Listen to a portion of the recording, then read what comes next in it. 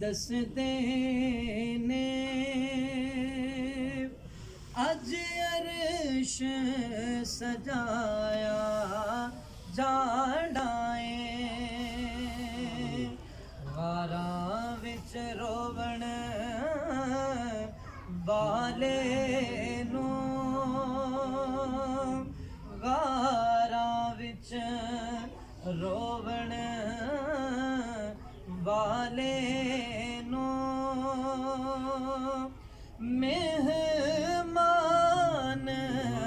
بلایا جانا اس رات دے تارے دسدے نے اج عرش سجایا جانا جدو میرے آقا معراج تے جان کے تو پھر کی ہوئے گا صفا بن کے کھلونا نبیاں نے رامل کے بینا ولیاں نے صفا بن کے کھلونا نبیاں نے رامل کے بینا ولیاں نے سونے دا سارے عرشیاں نوں موٹر بند کرو سونے دا دوڑ کے جائے دوڑ اب موٹر بند کر چھڑو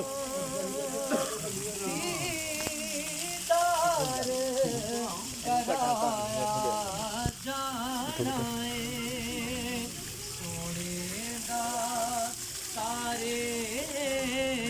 عرشیاں دیدار کرایا جانا غاراں وچ روون والے نوں مہمان بلایا جانا مکھیوں ٹر پے دو راہی جبریل تے ایک رب دا ماہی مکھیوں ٹر پے دو راہی جبریل تے ایک رب دا ماہی ایک سدرا تے رہ جانا ایک کول بلایا جانا سبحان اللہ سبحان اللہ ایک سدرا تے رہ جانا ایک کول بلایا جانا اس رات دے تارے دسدے نے اج عرش